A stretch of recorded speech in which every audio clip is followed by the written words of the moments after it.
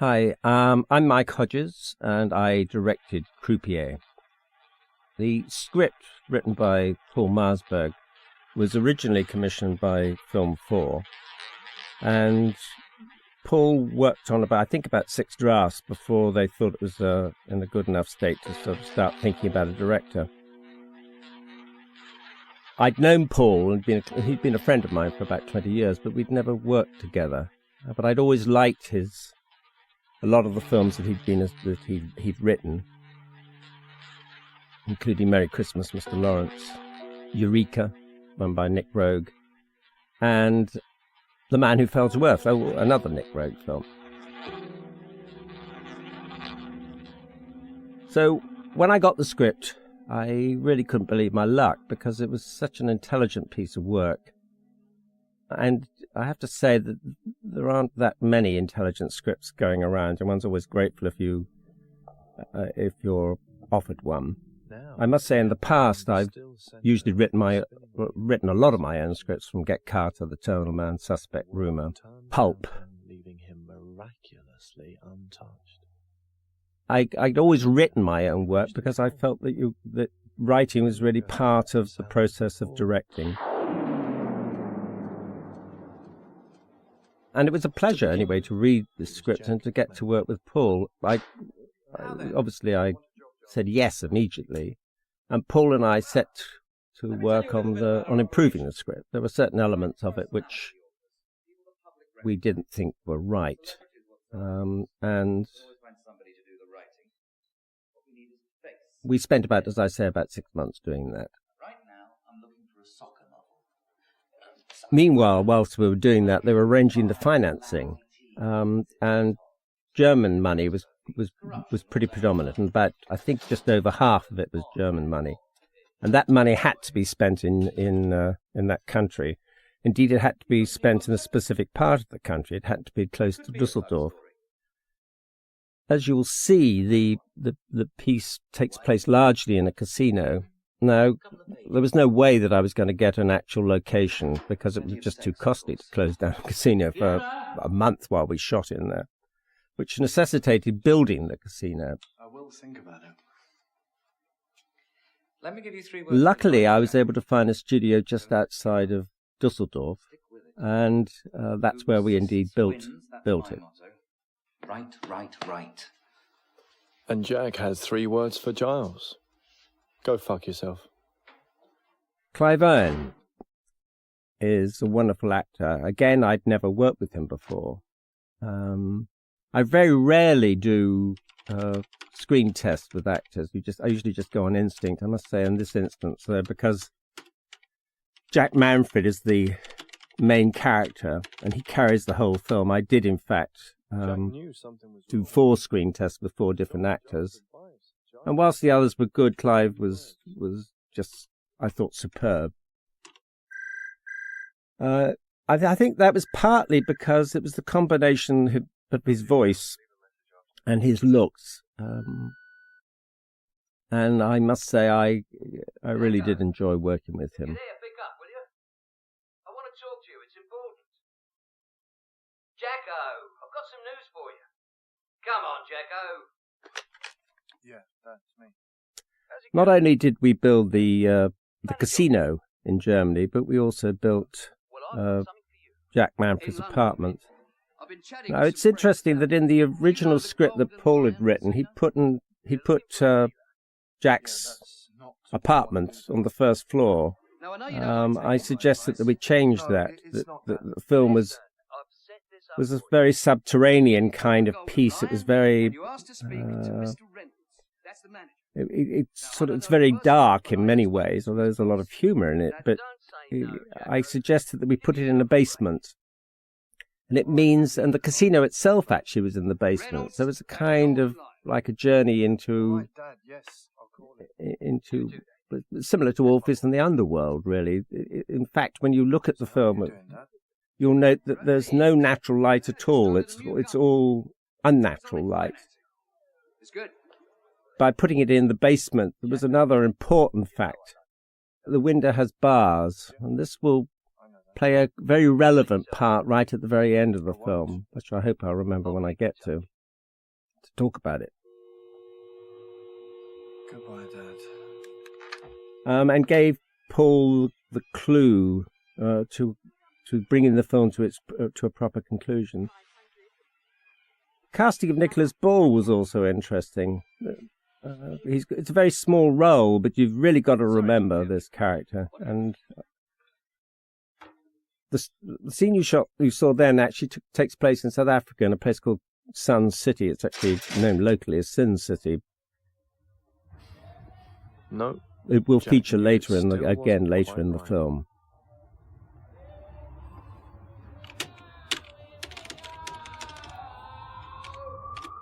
When we were originally talking with the people, the producers at Film 4, there was a lot of consternation about the using of voiceover. I've used it many times in my life. My second film, which was called Rumour, I used it, and I used it in Pulp, and I've used it in many, many films. It's a process that I actually like, but I've never used the voiceover quite in the same way as Paul had written it. And it's interesting that voiceover is usually put on after the film is finished, and sometimes it's even written after the film is finished. This was not the case with Croupier. And I asked Clive to learn the voiceover so that it would give me freedom to move the camera and to get simple moves, knowing that the piece would fit together and that the voiceover would lock into place with whatever camera moves that I wanted to make. That meant that it would give me a kind of simplicity. The building of the casino was interesting. I went to quite a lot of casinos in London. Welcome back, Jack. And I frankly found them rather boring places. And they're obviously effective and they work for them. But I wanted something that betrayed the sense of not knowing any of these characters and none of the characters within the film knowing each other. So you've got lots of sort of mirror images and reflections, and you never know quite what's real. And I came across this idea of using mirrors. I was on number 23 bus going along Oxford Street, and I passed the old HMV record store, which is a massive shop on Oxford Street, and I didn't get off the bus, but suddenly reminded me of the staircase, which was completely of mirrors, and it was going down into the basement of the store, and it gave me the whole idea of using mirrors in the casino. It was a cameraman's nightmare, of course. You can imagine the cinematographer has to keep any reflection of his lights out of the screen, and the operator has to make sure that he or any of the crew are reflected. So it did cause problems, but I had such a great crew, it didn't really matter. Clive and the other characters who actually play croupiers, like Kate Hardy, whom you'll see shortly, went to a croupier school. Indeed, I attended there quite often, but 13? Clive was immediately expert at, particularly at blackjack and roulette. I think the only cheat really that we did in the whole film is the counting of the chips. They call it stacking. And stacking that takes a long time to learn but actors are often so quick at learning, and I was really pleased that I was able to use Clive actually doing the work of the croupier. It had taken him 45 I wanted to call him Sandy Morton. That's the man that's just going off, the manager of the club. Here he is here. Now, he changed his name because I think for other reasons, I can't remember what it was. But he's now called Alexander Morton. And he's an actor that I've known for years. And indeed, he had a tiny role in Get Carter. And I used him in a short that I made shortly after that, called The Manipulators. And he's a wonderful actor. And it was just great to be able to give him a much more substantial role. Many times when I was out on the road with Croupier, people came up to me and said that they went to casinos and how accurate Alexander Morton's performance is. Believe me, someone always does. Does know or does report. What would happen if I knew something like that and didn't report it? We'd know. There are no secrets in this casino. And you'd be punished. This was a risky scene, actually. In fact, the whole film is risky, come to think of it. There's a long explanation at the beginning, and it's all dialogue, and it's all to do with the rules and regulations of the casino. But in a way, it reveals that kind of prison-like. It's not a romantic job being a croupier. It really isn't. I can guarantee you it's not romantic. Although it seems romantic, it's I think, pretty soul-destroying, actually, because you're watching people, literally throwing their money away. And what did they do to earn that money, to then have the right to throw it away? It's a very curious world we live in, and that's really why I love this film. I love making it because it somehow captures everything that's going on in this weird materialistic world that we live in. When we go back to the manager's desk, you'll see there's a very, very subtly at the bottom right-hand of frame is a picture of his family. And you'll see him get a call from his wife. And again, it's another insight into the awful hours. And it's an extremely sort of unhealthy occupation because you're trapped in a place with no windows. People smoke there. The hours are totally unsocial. And the strains, I think, upon people who work in casinos are frankly enormous. And of course it will tell, and it foretells really in a sense. You can just see on the bottom right-hand scene there the family. Here comes the phone call. A writer looking down on his subject. A detached. I can't talk about that just now. Voyeur. I'm with somebody. Well, they can wait. I'll be home at the usual time. So you see? Don't get married, Jack. Casino work doesn't mix with house and garden. It also foretells the stress that it's going to put on Jack himself.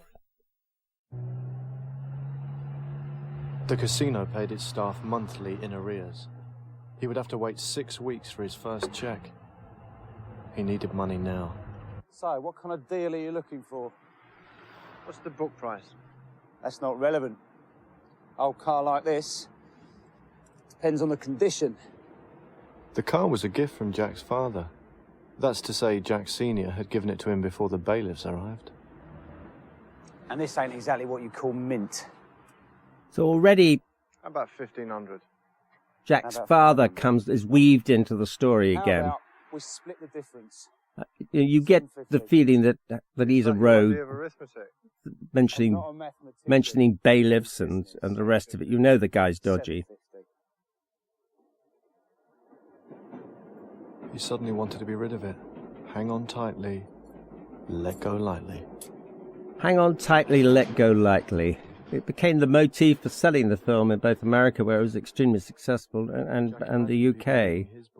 And it sums up a lot about life, actually, that you enjoy it while you can. But when you get to my age, 69, you learn that you're going to have to let go lightly because you could contemplate your own death. And in addition to which, in a world where possessions seem to be everything, it's also a question of letting go your possessions if necessary. I'm interested in the way that each character is introduced in every film I ever make, and this is the introduction of Marion, played brilliantly by Gina McGee. I couldn't resist them. You mean I won't resist them? No, I'm not ready for you. There's some vodka in the freezer. You want me drunk? Again, won't take that long. The introduction of Marion in the underwear and that she's bought suggests that their relationship is patently sexually pretty sound and inventive and enjoyable. But it also suggests from the voiceover that you've heard that it is under strain, that there's a lot of fantasy in there. Jack? This you will see really happening from this moment on, actually. Wow. You really are a beautiful woman. It's not just inner beauty, is it? Turn around.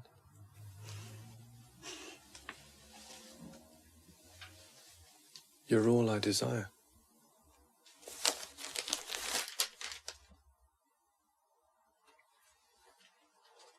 The way he holds the money out is almost like he's paying a hooker get it? or something. Sold the car. You shouldn't have done that. I know what it meant to you. I owe you for the rent. It's only a car. I can get another. Take it back. No. Till you sell your book. Marion, let's face the truth. Nobody is going to publish it. Of course they are. You just have to be patient. I'm betting on you. I'm not much of a bet. Well, you are to me. Come into my world.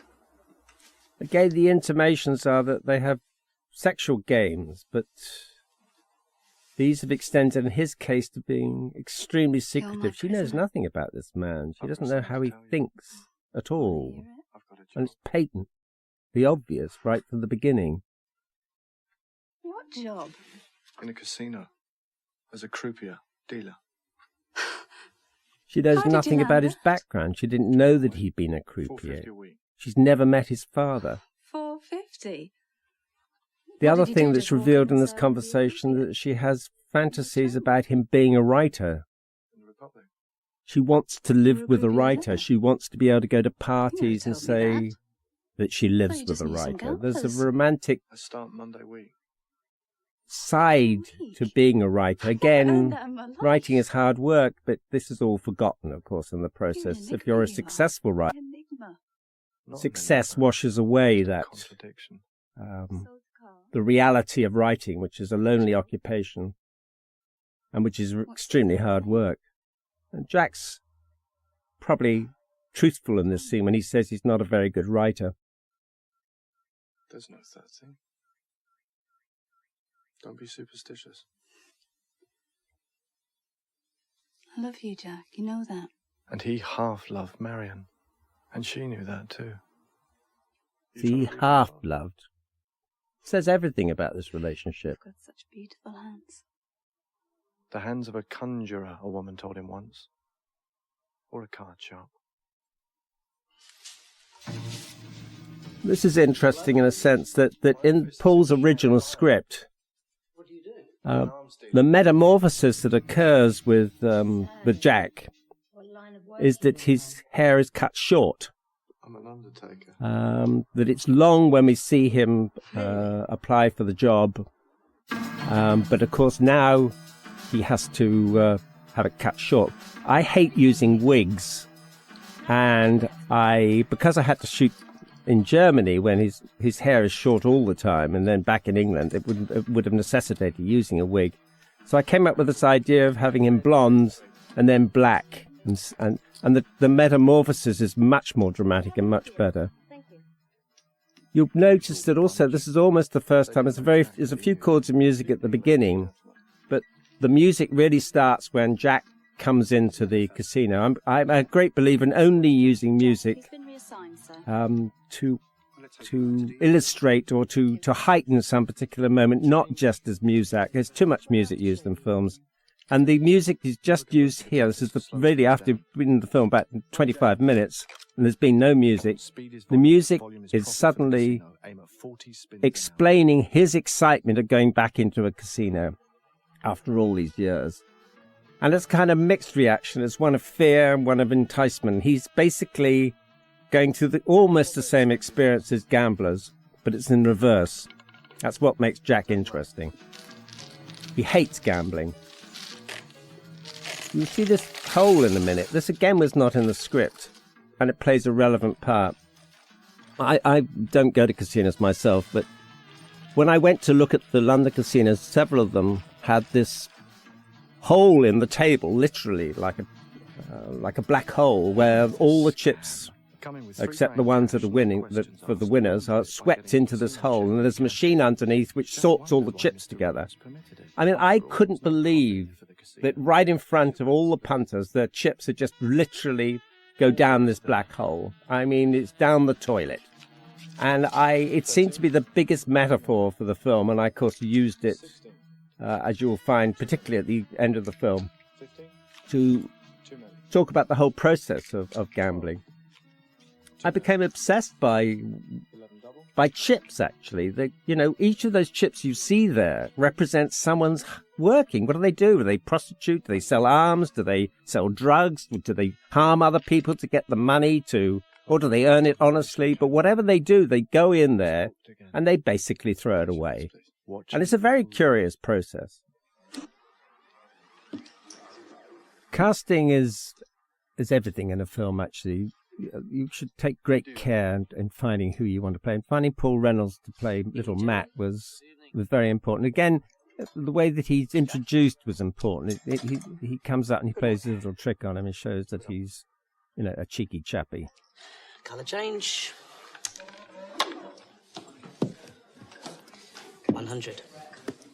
Place your bets, please. I've known Andros, who's the guy just sitting there, for years. He used to be Stanley Kubrick's right-hand man for many, many years. You'll see his name at the end of the film. Another interesting introduction. See, I love the way that characters are introduced. Here's Kate Hardy, the second of the ladies that I cast. In fact, she was the last one for me to cast, and it's a small role. Again, it's incredibly memorable, and I just love Kate. I did debate about whether she was the right person, but I'm so glad because she's such a great actress, I think. Sadly unused and ridiculously unused, but she's just always fantastic. This is all held in one shot. You see the simplicity of the shooting that I tried to achieve, and I think I achieved it more in this film than I've ever done in my life before, but then you should do when you get to my age, be able to... Finding simple ways to make things. It's all in one shot there, and yet it says everything.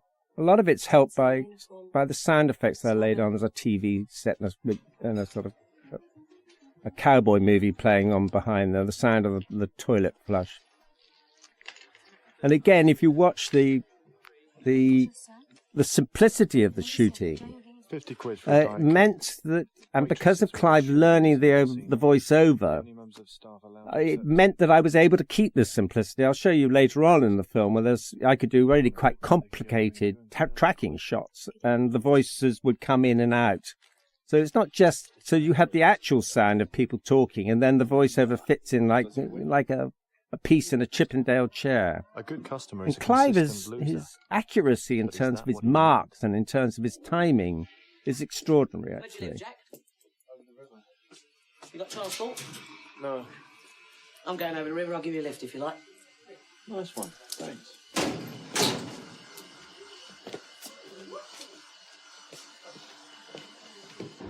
This is interesting, the use of the sound here, actually. I've noticed with young people with their flash cars in particular, whenever they get in, there's great enormous burst of rock music or beat music, and I used it straight off the top, and it meant that all these young people, as soon as they turn the ignition key, up comes this beat, and it becomes, later in the film, you can see how useful it was. So I establish it here.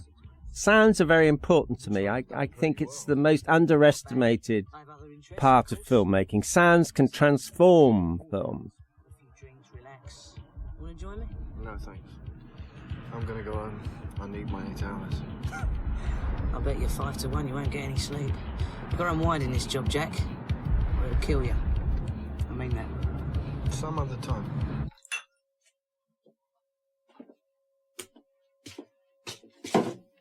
Again, use of sound. I think you'll hear a clock chiming, so you should know that it's early in the morning. And again, really quite rapidly, I'm compressing the whole idea of his life beginning to dissolve and break up. There's the sound of a party going on in an alley behind wherever they're living, or on the street just above them. And you can see already that the stresses of working these hours is going to tell on the relationship. You're shaking. What is it? Oh, it's just tension. It'll go. Poor baby. There's quite a lot of This'll relax you. things that repeat themselves in this film. there's one there when she says you're shaking. It's repeated at least once more. There are moments where the use of cigarettes, the use of kisses, the use of lines like "hang on tightly, let go lightly" happens again. So each one of those is like dropping a pebble in some water, and it ripples throughout the film. And that fascinates me, getting that kind of element. It's interesting that there was a graphic of Cape Town, actually, which Paul had written in the script. And it's interesting to see how I was able to work it in without it being too heavy-handed. So I let the light do it. And there's another scene where a character is introduced. I love these entrances. And this, of course, is Alex Kingston, the third lady. I, in fact, cast her as soon as I met her. This is before she was in ER, of course. And it's very interesting. Money down.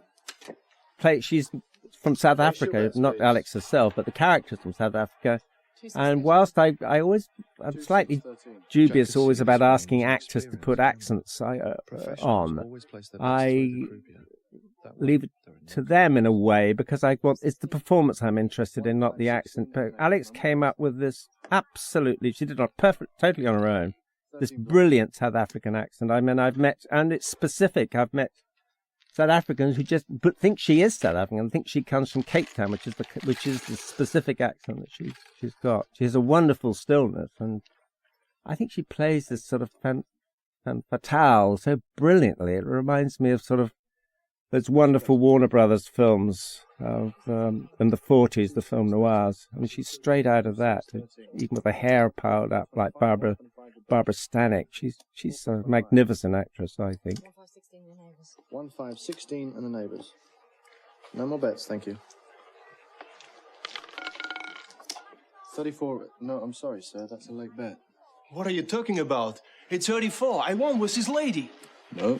You've won with the chips you placed earlier, but the bet on 34 was a late bet. I put it on together. I'm afraid that's not so, sir. Watch Alexander Morton there. It's brilliant. The girl on the left is a real croupier, by the way. She was very helpful in explaining everything to us and making sure that we I think we should talk about this. were accurate in the way that we operated. I want to be paid. Pay the gentleman. In full. No.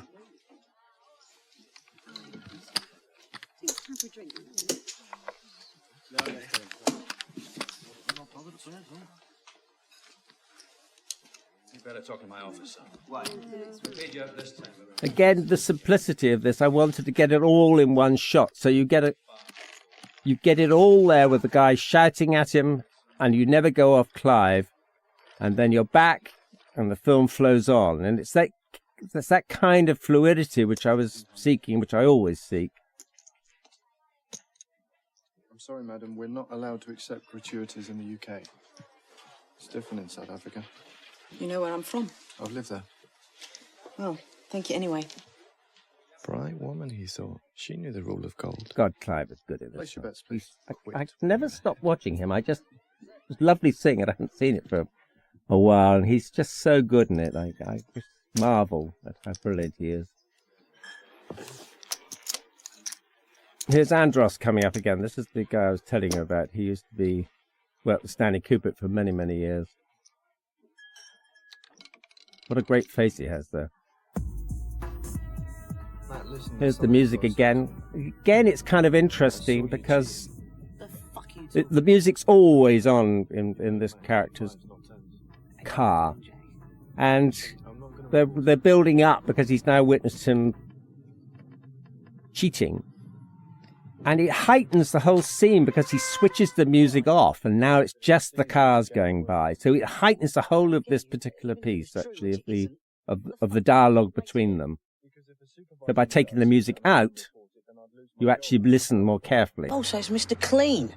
Wise up, Jack. This whole business is bent. The casino's nothing but legal theft, and that's okay. It's the system. Half the punters who come in here are using stolen money, drugs money. They haven't even earned it. We earn our money. Look, I'm on your side, Jack. I don't need an enemy. Paul is a wonderful actor. He was in I don't even know what that means. Let Him Have It, Peter Medak film, and he's enormous energy.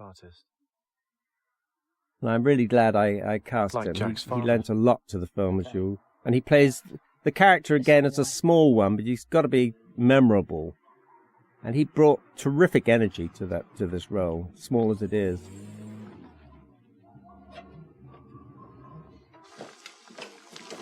This is a real Greek restaurant in South London. There's Andros again. This is Jack. Hello. How you doing? And this place will play, a very important role at the end of the film. And even that little detail of seeing the plates being swept up, they have these plate smashing Vodka, straight on dues the rocks. in Greek restaurants. And again, it's thrown away, but it's the sound of the porcelain being swept up. And you know that in this restaurant that's what they do. We all know about the Greek restaurants where they have these plate smashing sessions, and it will come back to haunt us right at the very end of the film. And I love building in all of these details early on, so that it has a kind of life. And films are made up of details actually, and they're really so important. I don't gamble. You don't gamble, but do you smoke? Sometimes. How about now?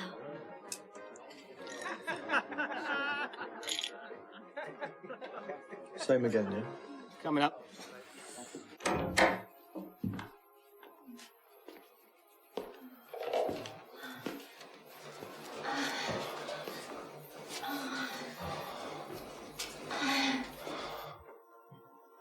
Marion, I'm on my way.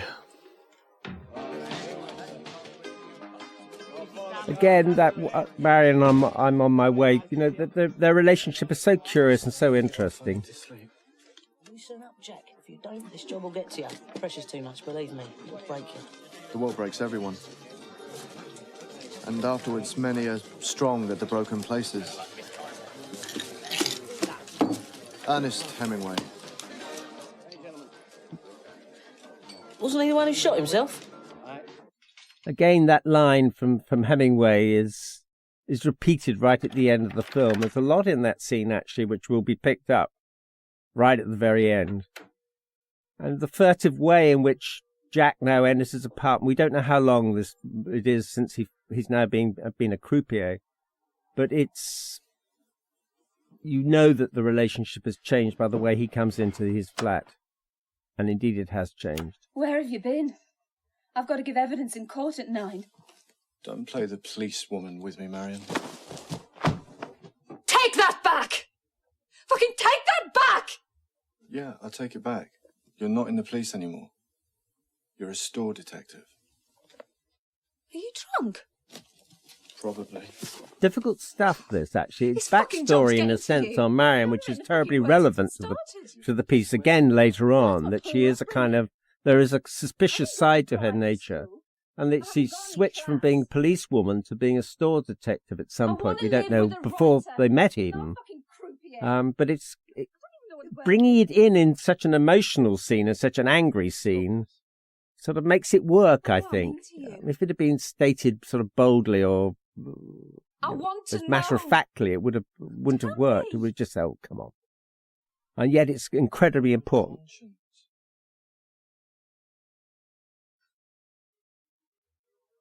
Haven't you got a conscience of your own?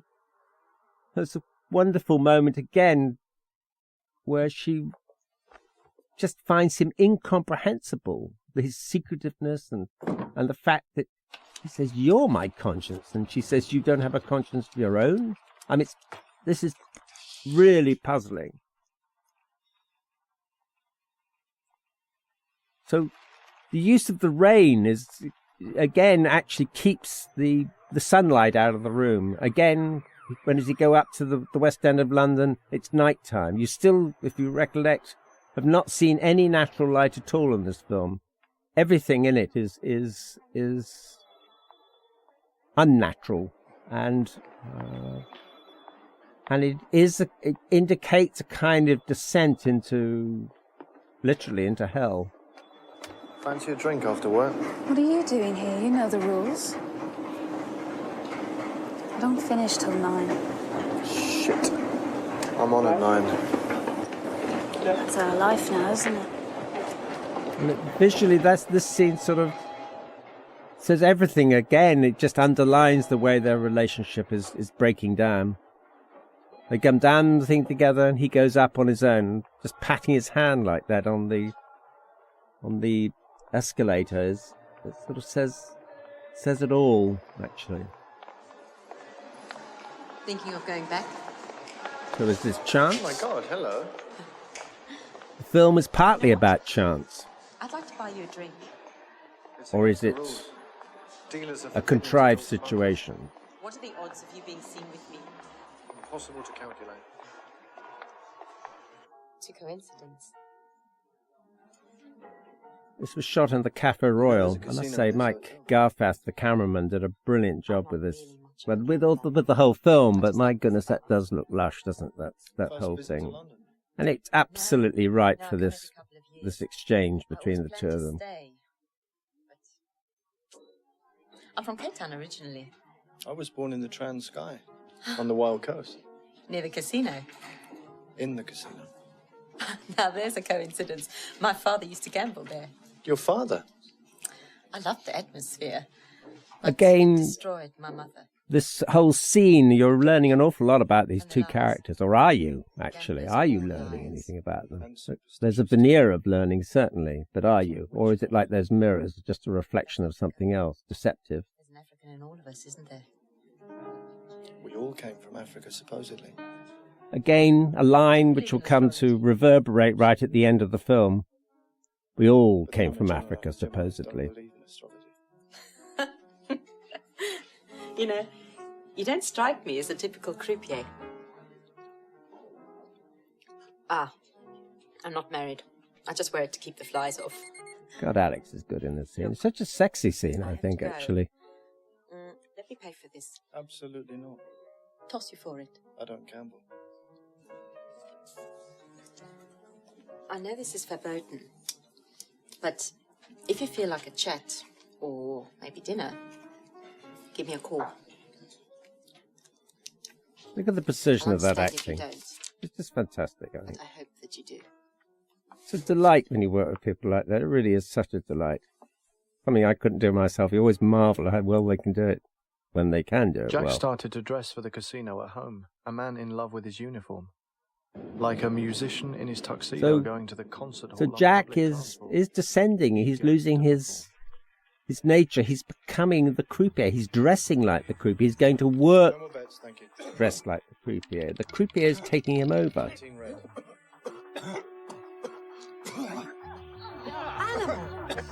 The croupier registered disgust. This gentleman's accidentally coughed on the chips. The writer made a note. Agnes, Good scene for the book. take these chips off the table for me. And it's interesting. The next switch, really, in the film, is the way that Don't worry about it. Jack, by becoming the croupier, in a sense, it brings back the need to write. Actually, it's interesting. I think that experience is what good writing is about, and becoming a character and understanding the character is interesting. Maybe some other time, yeah? I'll take you up on that.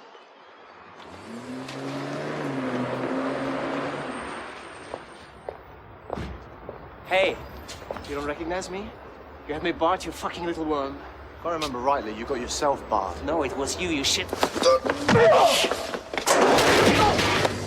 So here you will see the way that I was actually able to use this device that I'd set up, which is the soundtrack in the car, actually. So here you've got Bella coming out, and she's got a thumping great drum beat going out of her car, which again helps the drama of the scene.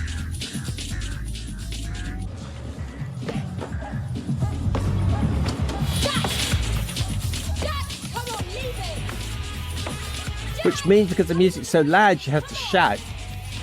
And then she turns it off again in silence. and it underlines what happens at the end there.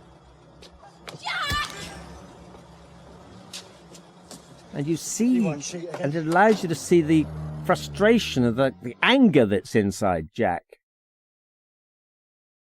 And here you'll see the line "you're shaking" repeated, which was what I was talking of earlier on, that there are so many reverberations from previous scenes. You just had the music from the car, the way that it was planted earlier on. Now she says "you're shaking," exactly the same as Marion did.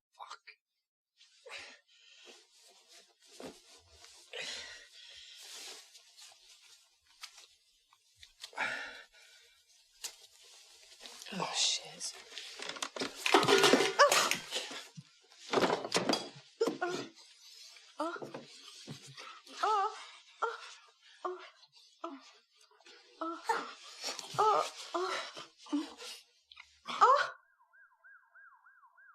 It's curious how close violence and sex are, that quite often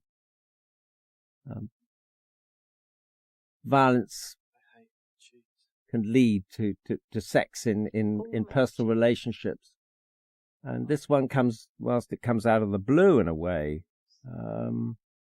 it's like the violence overspills into well, it's almost a semi sort of acquiescent rape in a way. And there's always difficult things to get out of, I think, love scenes, and at this time I just chose to cut. And by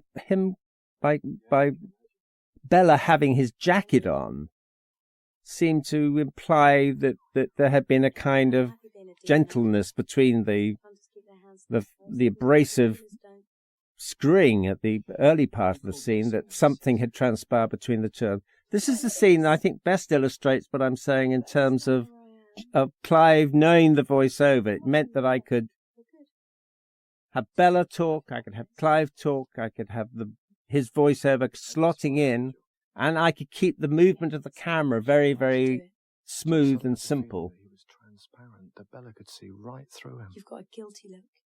We broke the rules. See how the voiceover fits in, and the camera can move. Different from the others. Careful. This liaison forbidden in the casino family was incest. Not like match, you mean? Oh, there's a real shit. Don't get friendly with him. And it's very important. Do you know what he said to me once? See, that's about the only cut in the whole of this complicated scene. And it's really interesting, the scene. It's very important. Again, it harks right back to the end of the film when you realise that it's the first time he ever thinks he's met anybody who might understand him, that can see through him. I want to fuck the whole world over. This is an interesting scene. Interesting, I hope it is anyway, is the way Marion puts the hat on. Now, Paul, in his original script, had Jack Manfred, there's a scene later on when he's in his pyjamas and staying in a country house, and he's got this hat on, and I kept thinking, how the hell is this going to be too bizarre? So I decided to use the hat in a different way, and I built it in much more. And the hat became almost like a thinking cap. In other words, he put the hat on when he was writing. It also had connotations of the romantic, actually. It goes back to the 40s films when writers wore hats like detectives wore, but everyone wore hats in those days, but journalists wore hats. And the very first time you see the hat is in Jack's apartment, and it's sitting there waiting for him to put it on to start writing. And then you realise, actually, that it's not Jack who's really associates wearing a hat with writing. It's Marion. And it's her romantic ideal of what a writer is. Not only is he a writer, but he also wears a hat when he's writing. And so when she put the hat on him, it sort of underlines their very curious relationship. 20, 18. Again, this is another scene where you'll see the simplicity of the shooting and the way that the voiceover slots in and out so comfortably.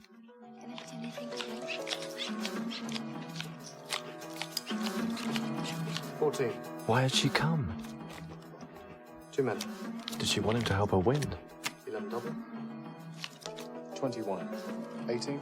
17. 17. 13. 20. The difference between Yanni in the first scene when she's confident, she was winning, His father And when took she her the returns to the casino and things have patently changed, I think she's brilliant, I think, and this is what they both are. spotted, but Jack was wary of the punters. 11 double. He could see Mr. Chai was counting. He couldn't risk it. What's interesting about the voiceover altogether in this film is that it's never pushing the plot along. There's no plot at all in the voiceover. You are being taken into what Jack Manfred, the lead character, is thinking. He's confiding you, the audience. I think this is really very important in the success of this film, actually, is that the audience is literally is taken in with him, and he reveals everything, honestly, to the best of his ability. And I think that's one of the saving graces. I mean, he's not a very nice character, really, but he's honest with himself and about other people.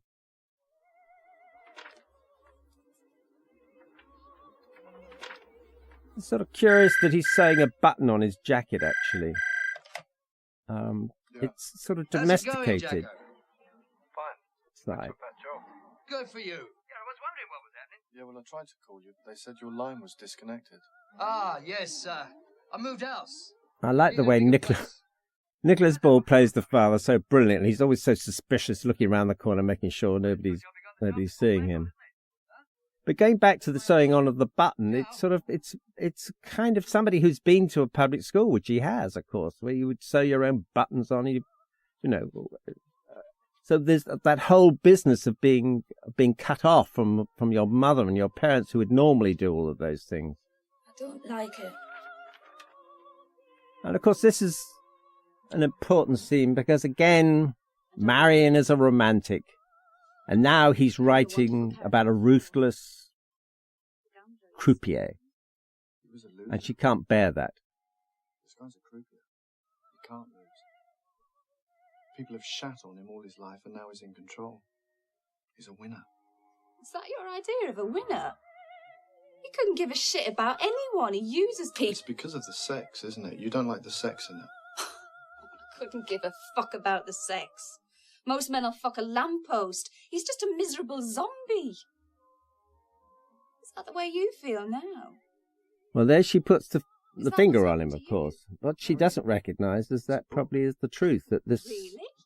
Then why is he called Jake? Why don't you come clean and call him Jack? So it's the first intimation we get that the characters he's writing about and himself are becoming so closely intermingled. There's no point to anything.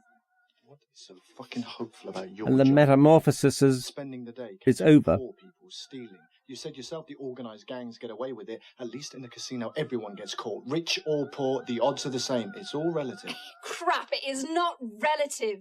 It's unfair. It's designed unfair, like your casino, and your croupier is a little shit because he goes along with it. Yeah? What about the lottery? Look at this.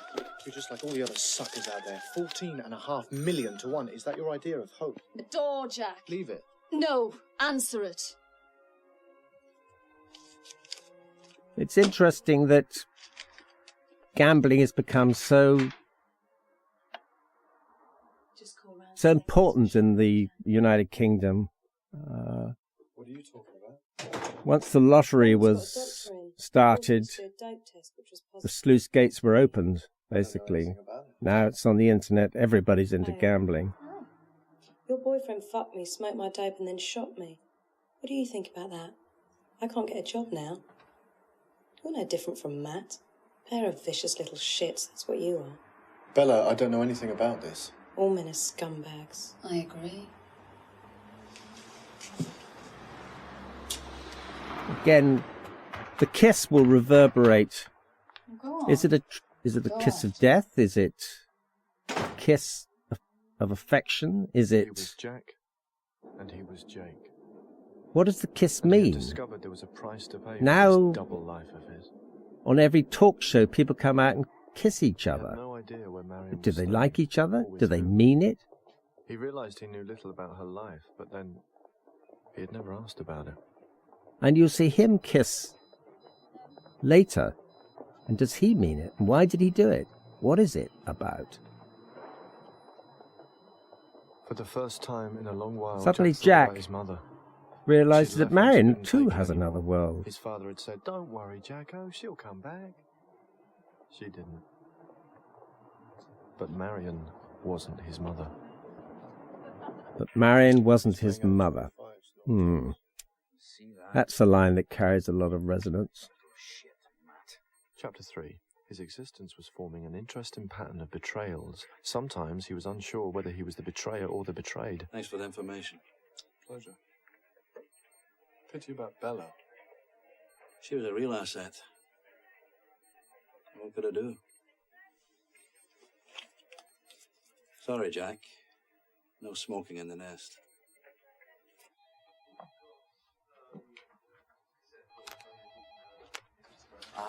Thank you, sir. Oh, fantastic. Brilliant. Again, chance takes a hand. It's interesting how you tackle chance, I think. It's the hair. Listen, I'm working Contrived on this situations. Right. Look, I must get back. And how you make the work. It's very My author. interesting. I think you have to take them straight on and say that life is like that. You know, he happens to go into this bookshop. There happens to be a signing. And now he takes a fateful step. He invites him to a house party. It's just near Oxford. I must say I was lucky in having Nick Redding play this role. I think he's fantastic. It's a rather hard role because he's such a bumptious little chap. But I think Nick was fantastic at it. Did a terrific performance. Right at the beginning and here and then at the next wonderful scene at the country home. Books piled like chips. Stack 'em high, sell 'em fast, make a killing. No dumb soccer novel for Jack. He would write about the world he knew from the inside. So everything's affected. Everything's polluted these days. Books, which used to be the sort of the altar for anybody who was intelligent, even that has now been polluted. And the authors that look good are used with their photographs on the back cover. Everything is being sold out. Should be the next Strange on the right. world we live in. And this film hopes to match that strange world I don't know what the and sleeping capture it. arrangements are. Giles probably expects us to share a room. No, that's fine. Again, the original script, the scene which you're about to witness in the tennis court was an afternoon scene of the weekend. But I turned it to a Friday night and made the tennis court a floodlit, which meant that even the tennis game could be, was it night? Again, you don't see any natural light.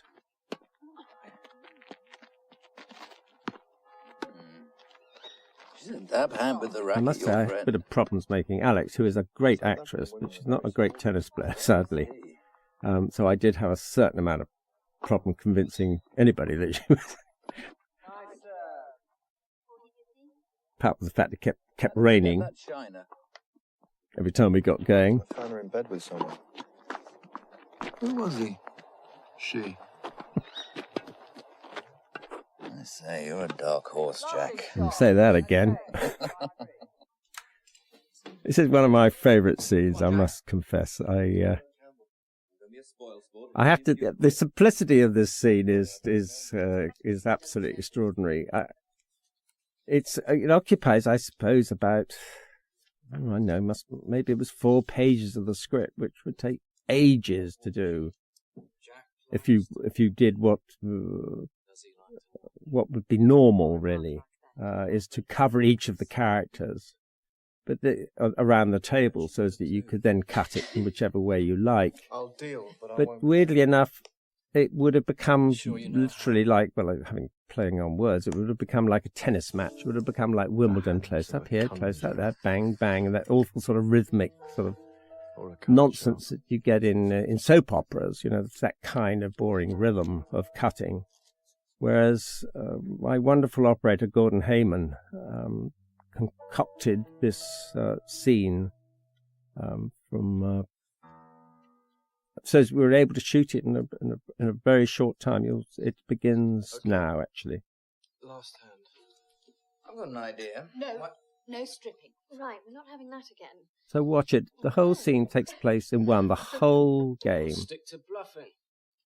That's what I'm best at. And the cards, if any of those people had laid down the cards, they would have been exactly the ones that they had. 2 cards. 2 cards. 2 cards. 1 card. 1 card. 3 cards. I'll start with A tenner. Again, when you see I'll Clive, say 10 and or I'll Jack raise you Manfred, the character Jack Manfred, shuffling the cards at the 20, beginning, raise you 10. and you hear his voiceover saying the hands of a conjurer, you know what's happening. You see how the camera sort of pans across as you go around the table, and then all the time it's just tightening up. Raise you by 20. But the timing of it is incredibly match that. difficult because it's got to reach a point where it ends. I'm in. Yes. That's it. I haven't got any more cash. And you've got to be in the right position. I call. See you. There goes the camera back again. A straight. Look at that. Shit. There's the hand she's got. Not so fast, darling. And each one had... Oh, hang on, chaps. That's impossible. Well, how's about this for impossible? No. What's going on? No. Straight flush.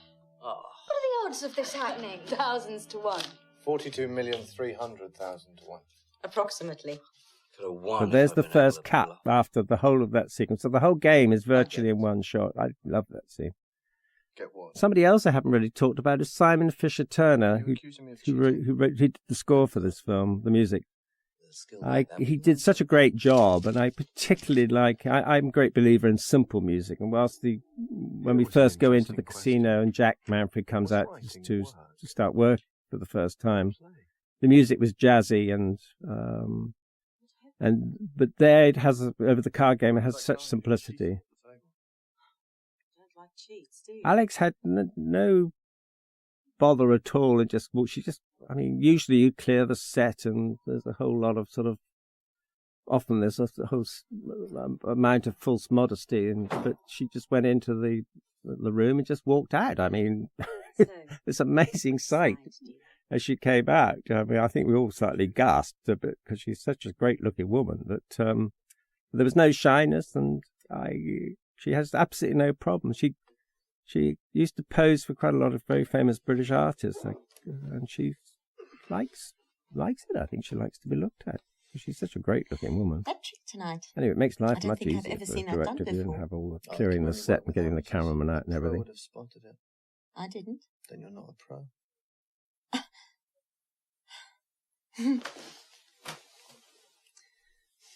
Good night. So what is she doing?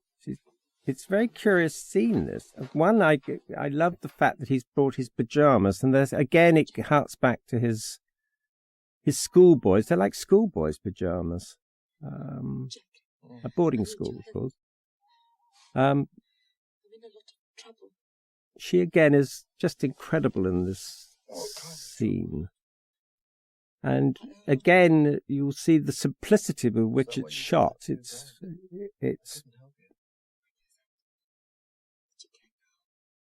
I'm sorry, I don't have any money. Some people I know. So what is it Jack They're planning to rob the gold feels mine. towards her? And it's a very sort of sexy scene to begin, and then it turns, it changes. You don't mean that. They mean it. Who's they? My creditors. One night around 3 in the morning, they'll come into the casino. Forget it, Yanni. It will never work. The point is, they want a man inside. And I took you for a bright woman. Just listen. You don't have to do anything. It's interesting. I broke this scene up because I wanted some of the lines to be off Jack, actually. So I had the idea of him getting out and have a pee, which I thought I was proud of, actually. But again, it's only 2 shots. Now, look at this. It just comes back.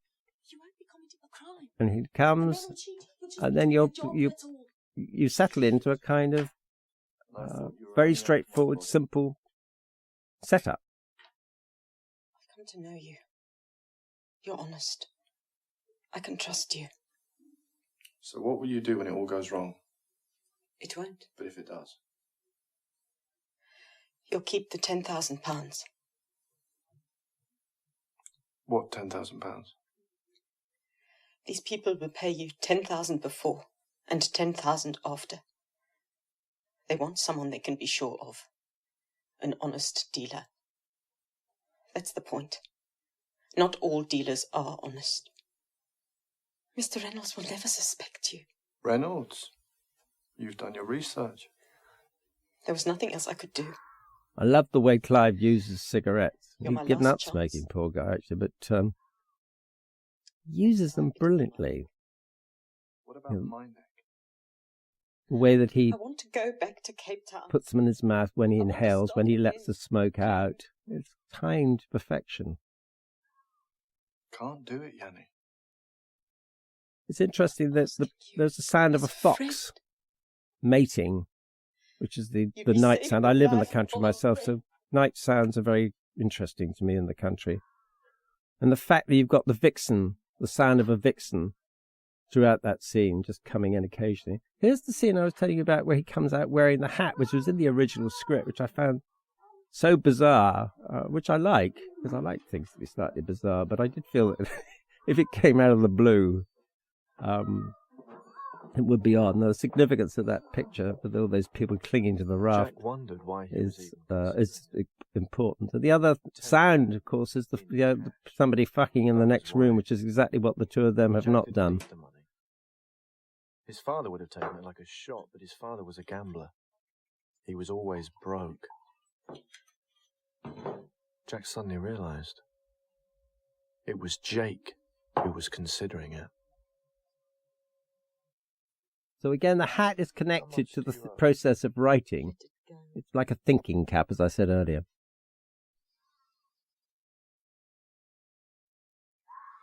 Did they tell you to sleep with me? I told you, all bets are off.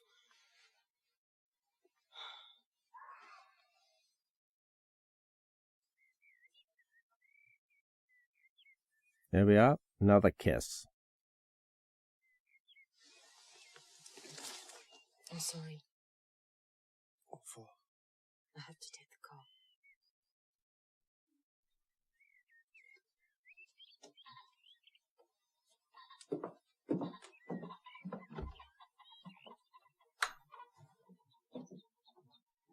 Hang on tightly. Let go lightly. See the way Jack says that line, hang on tightly, let go lightly, is totally different to the first time we heard it. It really is indifferent towards her.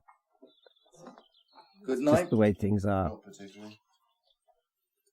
And your lady? She had to leave early. She asked me to thank you. Bit unexpected, wasn't it? Not really, no. How's that soccer story coming along? You said it was going to be social, Giles, no business. He was overcome with a sense of urgency. He had to get it down, get on with the writing.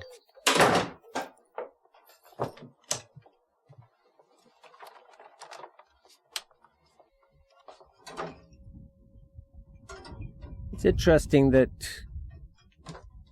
when you have a writer's block, which is what we come upon when we first come upon Jack in this film, writing is an agony. We see him struggling. Then when it's going right, it's absolutely obsessive.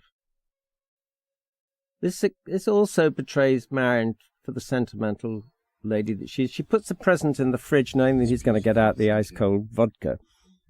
And what does she choose to give him? A gold chain with a book on the end of it. And it says a lot about Marion, and it says I don't care about her. that she can't really stay away from him. I hurt you, didn't I?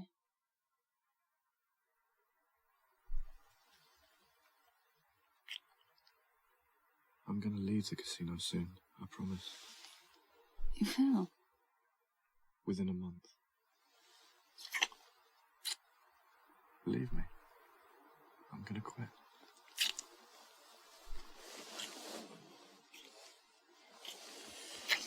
Then you can dye your hair blonde again.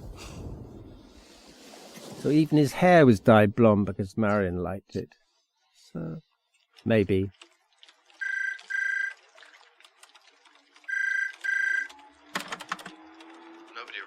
I like using rain in certain instances. It's not a major feature, but it's just kind of... It's sort of... It's like tears on that window, actually, in a way.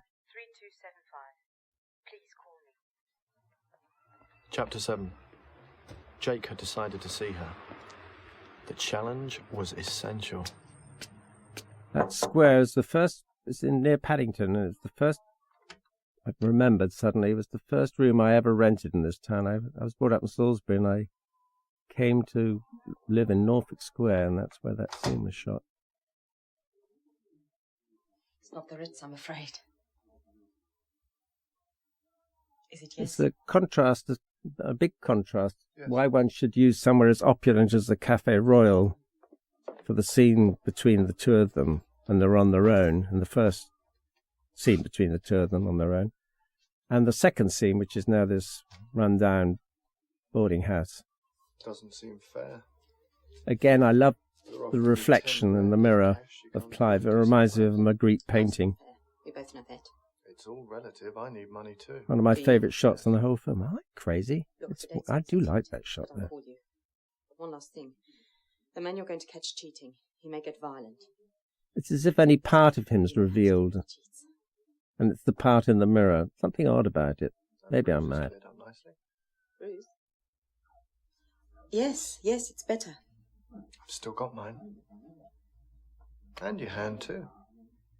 I took the bandage off yesterday. You want a drink? No, thank you. They're so good in this scene. I don't think we should meet It's all again. about deception. Were the wounds real? Or was she kidding him when... There comes the kiss again. What does that kiss mean?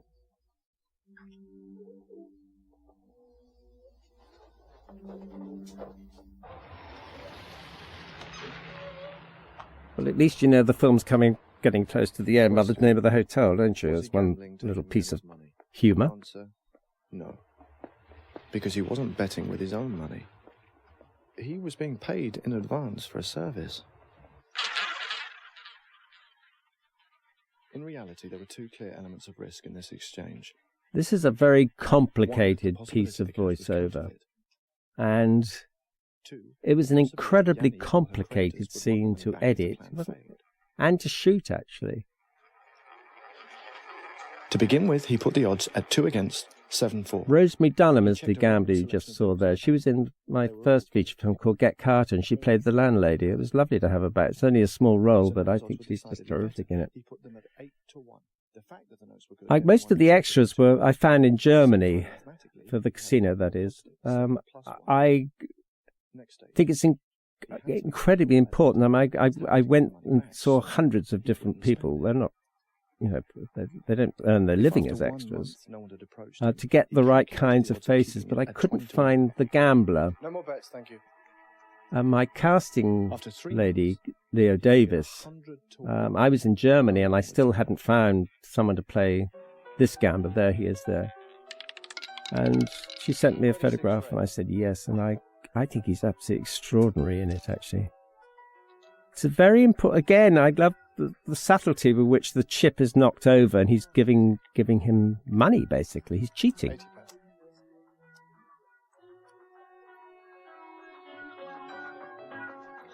I think Simon's music's brilliant in this scene, too.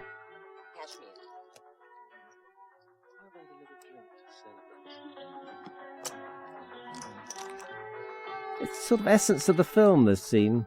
Watch this moment. I love this extraordinary. He can't resist it. He's been given the money back. He's given a second chance. He was absolutely up against it. He just can't resist it. And as he puts the chips down, Marion knocks a plate over. The plate in the same is picking up on the Greek restaurant, which again will be repeated. And the broken plate leads to a discovery. And of course, Marion had been a cop, and now she was a store detective. this woman is bright. She can put two and two together. Not that all cops are bright, I don't mean that, but she's a bright one. Money She down. doesn't have to be too bright to realise that. Chapter 2. Money You watch their faces as they is lost. what makes the world go round. So you cut from the money to the money going into the slot at the casino. Again, you know, Jack Manfred is ruminating on the whole of his experiences of observing punters in the casino. And it's the loneliness of this shot and all these reflections which seem to sort of capture the insanity of it all.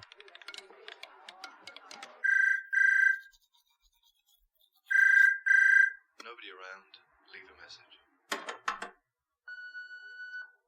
It's set. The day of There are certain things you lose as a film director. I always used to love using typewriters because they had a wonderful sound, the hard click, and that was lost really when it was replaced by the word processor, which is much too quiet and boring, I think, by the side of a typewriter.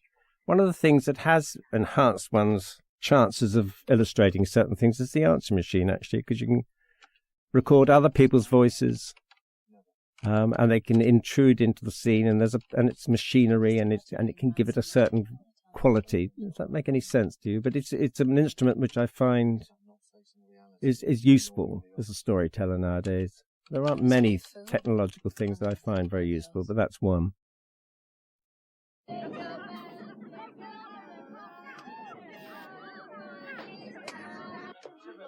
Christmas. Christmas is the time when people Chapter 12. often commit suicide. It's the time when people are often put under enormous emotional pressure, when families that are sometimes unhappy brought together, or you feel obliged to do things that you wouldn't normally want to do.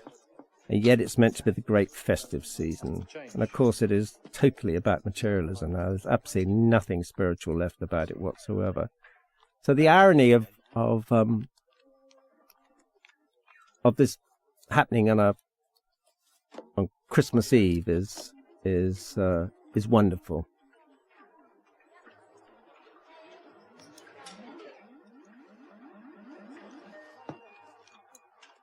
And I'm told by people, of course I'd never been to a casino on Christmas Eve, but I'm told by a close friend whose mother used to be a gambler, that as a young girl she'd been taken to the casino, young woman I suppose, and that we captured it exactly the way it is. That it's, it's so wonderful to be dressed up as Father Christmas and be taking all that money from other people. The irony of dressing up for Christmas in a casino seems to be amazing. There's David, the guy who had the phone there, was Mark Long, by the way, that is, who works a lot with Mike Hodges. He writes scripts for him a lot, and was with the People Show for many, many years. Place your bets, please. I think Clive is brilliant here when it's suddenly realised. Of course, you must remember he doesn't know that this is the night that the raid is going to happen. Not the raid, the heist. Thank you. And it's when the robber, actually, the villain, so obviously cheats that he realises that this is it. This is he does it right in front of him. So he suddenly realises that this is the guy. You calling me a cheat? You are a cheat. I saw you. God, Clive. It was a... See, again,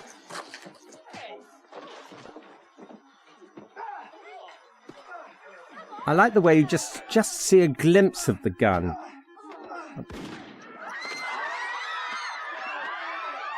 Mark was so enthusiastic about kicking. Of course, we only had a bag down there, but he broke his big toe, unfortunately, which was extremely painful. Now, it's interesting that the heist, of course, is not what the film is about. It's almost an incidental. Now, as a director, it's extremely difficult to sort of, and it's bungled. I mean, it's a complete mess.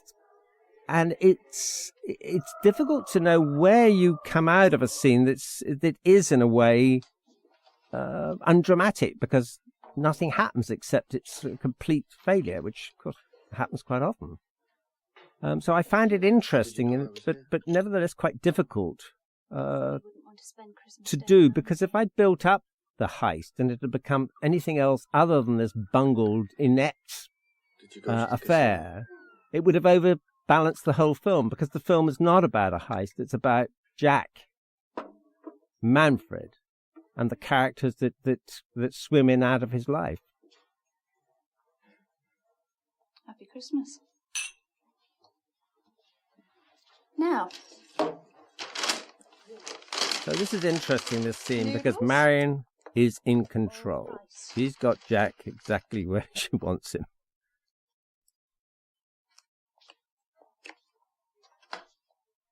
She's finally got a purchase on him, because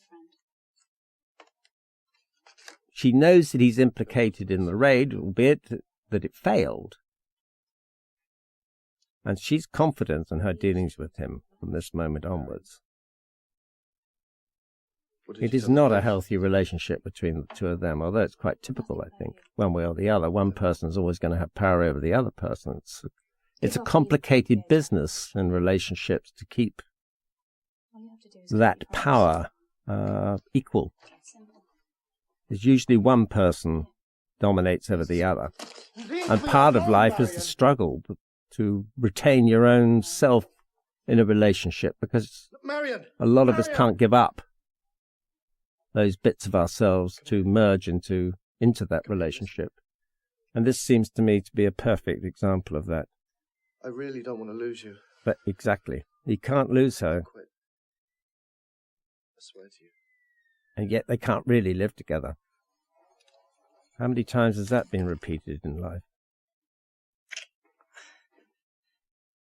She's still suspicious, and I think once trust is gone, it's always incredibly difficult to build up again. I hate public if not transport. impossible.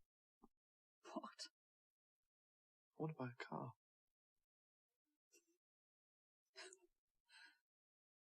How can anyone be that naive? So, Well, this is interesting. My wonderful operator again, Gordon Heyman. take it as long as you like. I lined up the shot, and while I was doing various things, it was in the studio. He'd gone in a little tighter on the zoom or the track, and he suddenly said, "Mike, do you want to have a look at this?" And there he gave me this accidental double image of Clive, which I said, yes. So, I mean, it was basically Jack and Jake. I'd never planned it that way. And of course, again, it was one simple shot. Turn of the car, time of your life, date of your birth, year of your death. In the book of Numbers, the Lord said, "Thou shalt count thy steps." Love that bit of voiceover. Jack thought, this is it. Paul's written so Famous brilliantly, 2 in the morning that knocked at piece. the door. It was payback time. But he wasn't afraid. He hadn't spent 1 penny of the 10 grand. He'd covered himself. He knew the odds. Mr. Manfred?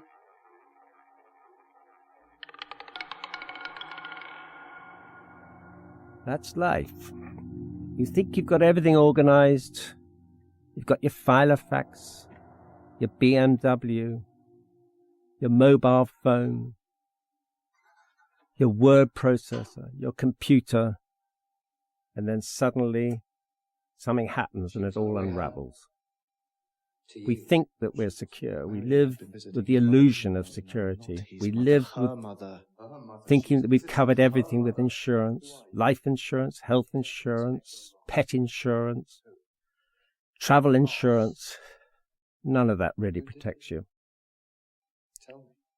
You'll notice that the use of the ball going round the wheel, of roulette wheel, I've suddenly started using it outside of the casino to show that it's not just in the casino that chance takes a hand and that really we don't have the control that we think we have. And I start using that ball so that where the ball lands, it's basically, in Marion's case, her number was up. Literally that. And you hear the ball stop, land in the number, And that's it. And this is something I repeat many times towards the end of this film. Until all these, are they coincidences? Is it fate? I can't answer those questions, but they're questions that people have pondered since time began. Jack, of course, is deranged really now. He looks it, and he is. The unhinged. world breaks everyone, and afterwards many are strong at the broken places. But those that will not break, it kills. So there's the Hemingway quote which he gave and the very brave in the Greek cafe If you are none of these, you can be sure it will about kill the broken arm. But there will be no And here it comes right back at the end. And there it ends on a lottery poster. It could be you. There's the broken plates. We're back in the Greek restaurant. Things are being broken up. Jack is on his own. And it's New Year's Eve. And he's drunk. And who should come in? But the character he's based his novel on, Croupier. And there's another accident here, is that the picture on the wall, which you can see, which is, I think, antelope in Africa, was actually in the restaurant. That isn't the art department. We didn't touch anything in this restaurant. It's just we shot it as it was. And it wasn't until I started shooting, indeed, it's a scene a little later than that I realised how wonderful that picture was for the scene, but it's nothing to do with me or my art director, I have to tell you. Yeah, never change your clothes.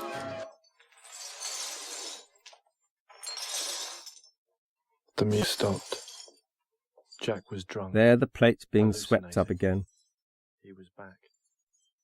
A child in the Wild Coast Casino.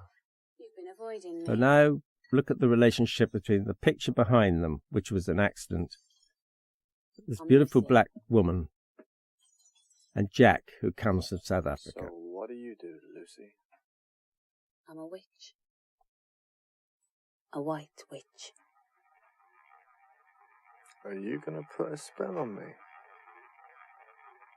I might. Here goes the ball again. It's telling the audience almost in a Pavlovian sense that something else is going to happen. That's a nice car. She's bought the car that he sold right at the beginning of the film. And something even odder happens here, is that Marion was knocked over by a hit-and-run driver. And nearly the same thing happens again. Again, it's a ripple again from Marion's own death, and shows you in an almost throwaway sense how these things happen. Now, of course, you never see him in any other way except dressed as a croupier and his DJ. He would select a publisher at random, like a number.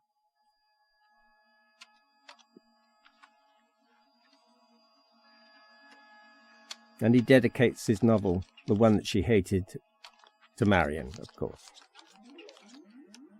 There's the composer sitting left there with the cigarette.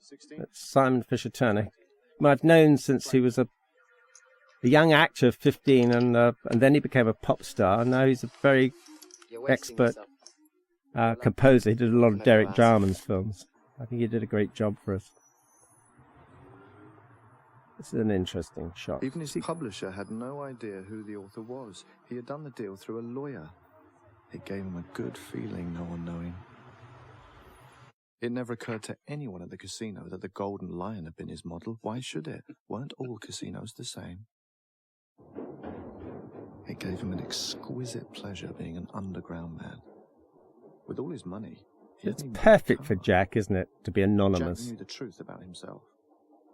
When Paul wrote the script, he was a one-time winner who had. He wanted to write about gambling, and about a story. There's Cape Town, the photograph of the graphic of Cape Town again. The only thing he did was to remove the bars outside. Now, the bars, you see there, the bars have gone from the apartment. That's the only way he spent his money. He had them removed. It's saying, I'm out of prison. In a sense, his relationship with Marion was a prison, and now she's dead. At least that is gone. So the bars were never, ever in the original script. It was only when we set Jack's apartment, his flat down in the basement. Listen, I'm getting married. Now there's Yanni in Sin City. Did you solve your problems? Yeah, I'm all over that now.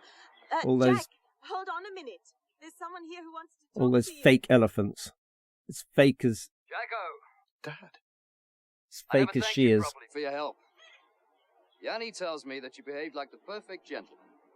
I knew you would. I know my son. The woman thinks I'm going to marry her. But you know me. Well, it's a shame that things never worked out, but we saw you all right. You didn't gamble with 10 grand, did you? So, Clive Owen playing Jack Manfred, a character who thinks he has everything under control, had in fact had the biggest con pulled upon himself. And what does he do? I love this voiceover where he says... His father, 8,000 miles and 27 years away, was still dealing to his son, Jack. Father was still dealing from the bottom of the pack. But Jake, the croupier, had a sense of humour. What does he do? He starts laughing. It's a bit disconcerting. I'm right beside the camera there. And to laugh for an actor, especially on the road, is really difficult. For some reason, he looked at me and started laughing. I don't know if it's something about me that made him do that, but it sure was.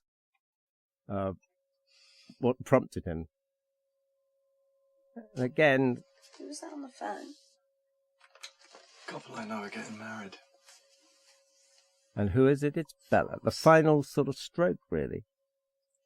I mean, they were destined to end up with each other because she's the only woman that would even understand him, even remotely. But the film isn't over yet because the whole film Now, he had really was a reached the point flashback. where he no longer heard the sound of the ball.